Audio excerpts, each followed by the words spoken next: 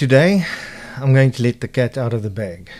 So, for those of you who are not standing in the legal profession, this podcast might not be really that interesting to you. So, if you don't want to hear how we are going to smash legal costs in this profession and how we're going to make this profession more accessible to the broader public out there, then I please urge you, stop right now and walk away.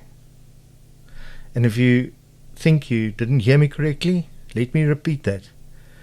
If you are not interested in hearing how we are going to smash legal costs in this profession and how we're going to make this profession and the legal system more accessible to the broader public out there, then stop right now and walk away.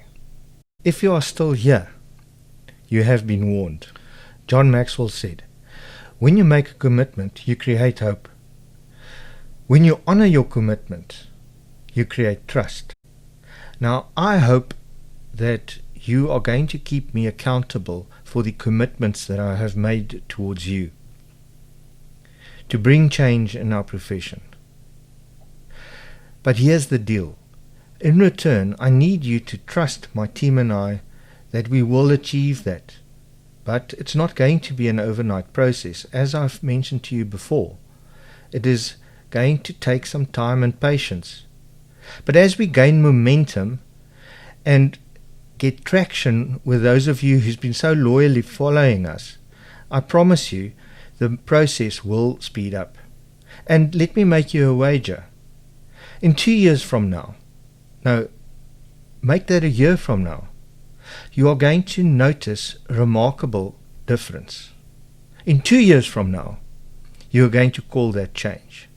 When we founded Lex Vivens, my initial hypothesis was that in order to create sustainable and genuine transformation in the legal process, there is a desperate need for the intervention and involvement of the private sector. I had no idea, and never had I imagined, how big that need is. I'm sorry to say, but without the assistance of the private legal sector, true and genuine transformation is going to remain a pipe dream, and it is never going to materialize. We need to get involved. My hypothesis, simply explained, means this. Firstly, in order to empower the small legal practitioners out there, or the single legal practitioners that are struggling, and when I'm saying small legal practitioners and single legal practitioners, I'm differentiating between those that are struggling and those that are really successful out there, and there are many of them. But when I'm talking about the empowerment of those who are struggling, I'm more referring to the younger generation coming through. That's not to say that this message is not meant for those established firms that are successful. For you, I have a message as well, but I'm focusing for the moment on those who are really battling to carve out an existence in this very competitive legal profession. Not to mention even the troves of young legal professionals that's being admitted every week that is entering the profession, that through their own hard work, blood, sweat and tears deserve to be there. Nobody's looking after them. So once you've been let free in the profession, then you have to battle and fight for yourself. So in order to empower those I'm talking about for the moment, we need to create and assist by bringing them a sustainable and ongoing workflow. Because without that, they are not going to ever get the experience they need, and they're certainly not going to be able to improve themselves and become better legal professionals. And that is what we desperately need in this profession. Otherwise, the whole profession is going stale. And as the older generation moves off, there's nobody to fill that gap. So quite frankly, without our assistance, the newer generation will be completely lost. But apart from that, they would also need our mentorship, our guidance, and our continued oversight to make sure that they stay the course. They would also, of course, need access to affordable resources, because without the tools of the trade, you're just as ineffective. So without those, they would not be able to even do the work, even if they were given it.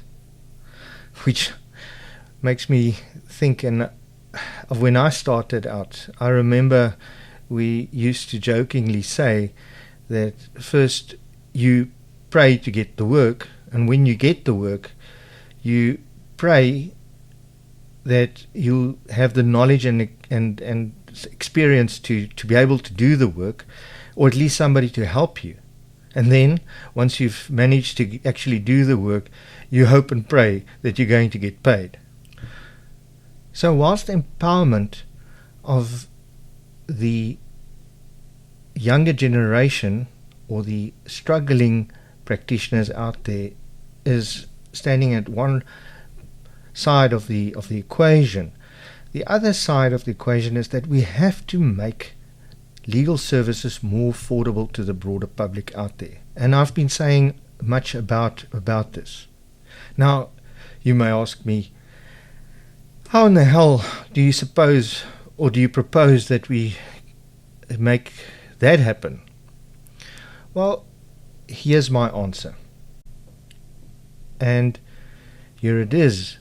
So please listen, consider carefully what I'm saying, and then I would really urge you to please comment in the description below if you're watching this on YouTube, or if you're hearing this somewhere else. We need you to interact with us. So get on social media, wherever you're hanging out on social media, and let us know. But if you do like what I'm saying and you agree with the direction we're going in, I need you to hit that like button and to subscribe to this channel, because that's the only way that I can pick up whether or not we're on the right track. And I've said this before, this particular podcast and YouTube channel is not monetized, so it's not about that for me. It's about hearing from you. And I've promised you from the beginning, when we started this journey, that we would listen to you and that we would react to what your wishes are, because we're here to help you. And after all, it is completely and absolutely free, and it's a great way just to support the channel. So think about this for a moment. If we could build, which is exactly what my team and I are busy doing together with some other entrepreneurs, and I must say the best and most talented software engineers that I've ever come across. New innovative AI systems with the use of artificial intelligence that could drastically reduce the costs of practice. The exorbitant overheads that legal practitioners are challenged with every day. Then, if you think about it, that would lead to more affordable legal services being available to the public out there. So if we can make the cost of practice a little bit more affordable, and that advantage is passed on to the broader public, they can benefit from more affordable legal services at the end of the day. And this will lead to greater participation of the broader public in the legal system as we know it today. That in turn will lead to a greater revenue stream passing through the private legal sector that is currently closed off, not because of a lack of demand, but because of a lack of means. So what does that mean in practice? In practice, that simply means to alleviate those exorbitant overheads that causes there to be such a high barrier to entry into the legal profession. And here I'm specifically referring to a young professional getting out there who's got to enter into a lease agreement for his premises where he wants to practice from, which is big enough to house his staff. And when we come to staff, we're talking of a number of staff that is required and necessary. Number one, you need a receptionist. Two, a secretary. Then you need a bookkeeper. You need cleaning staff. You need a filing clerk, and you need somebody as a messenger to run around with your documents. And it doesn't end there. The list goes on and on, because once you've done all of that, then you've got water and electricity to pay. And the more staff you have, the higher those bills become. You've got telephone systems to install. Those come at a huge cost. You've got Wi-Fi, and I can carry on. The list just goes on and on and on. That does not even include your subscriptions, like your legal libraries that are now online, and all those type of things that you need to be able to practice. So imagine doing away with all of that, or at least dramatically reducing those costs.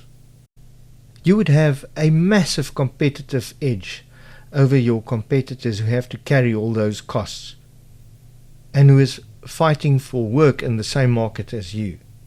Provided, of course, our systems do work as they're supposed to do, which I am confident they will. So the hypothesis is that if you establish that, then suddenly you're going to generate more revenue coming into the profession, and you're going to have legal practitioners prosper. Getting back to the smaller legal practices that have been practiced for a long time and that are successful, there's also a massive competitive edge for you. Time is money. And if we can save you time, you will have far more billable hours to generate more revenue.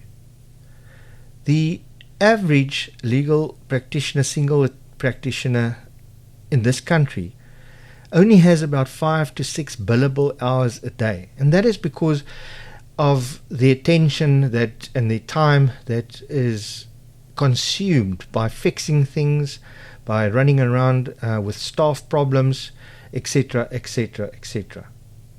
Now, if we can take a lot of those problems off your hands and create more time for you, you will have more billable hours and more chunks of time to sell. As your productivity goes up, so must your revenue. I mean, the one follows like day after night. Any businesswoman or businessman out there that is worth their salt will tell you that in times of economic hardship, when turnover is down and people are battling, there are only 3 ways really to increase your business and look after your business. One is to make your business more profitable by pushing up margins, and if you do that, legal costs is just going to escalate even more, and that is, in my view, not the way to go. The second is you keep your profit margins, or you increase your profit margins by reducing costs. If you reduce your cost and expenses, your profit margins go up, even though your turnover goes down. And the third is, of course, to increase your productivity, because once you increase your productivity, then it follows again. Like I've said, day after day, as day follows night, you must increase your revenue. That is, of course, provided there is a demand, and a demand there is, that I promise you. It is really that simple. And there you have the recipe for genuine and sustainable transformation in the legal profession. According to government reports that I've researched on the internet, and they are freely available, the private legal sector generates approximately 15 to 30 billion rand annually in South Africa. That is, by all account, a substantial revenue stream.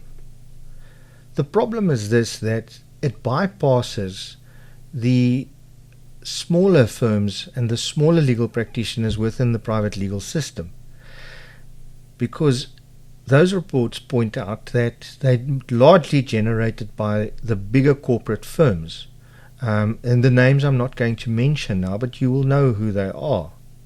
Now, with the greatest respect and all kudos to them, because they deserve it. They've worked just as hard to get where they are in life. And I'm not taking anything away from them. But the fact is that the smaller practitioners and the single practitioners out there are not part of that party. And for those crows of the younger generation that are currently qualifying, like I've mentioned, the only way for them really then is, in other words, to find employment at one of those corporate firms. And there are only so many positions available every year. So for those who do get taken up and in the employment of the larger corporations and firms out there, good luck, and I mean it sincerely. But those less fortunate who doesn't, I say this: you can also do it. Because people forget that the advantage that the small practitioner out there has is that they are nimble, and because they are small, they are more focused on personal attention. They can give the attention to detail that otherwise gets lost. Their clients don't get passed around from pillar to post by automatic telephone system that answers, and they are more in touch with the communities that they serve because they are more localized and they are among them. What they lack in size, they make up for in attention to detail, personal contact, availability, and relationships.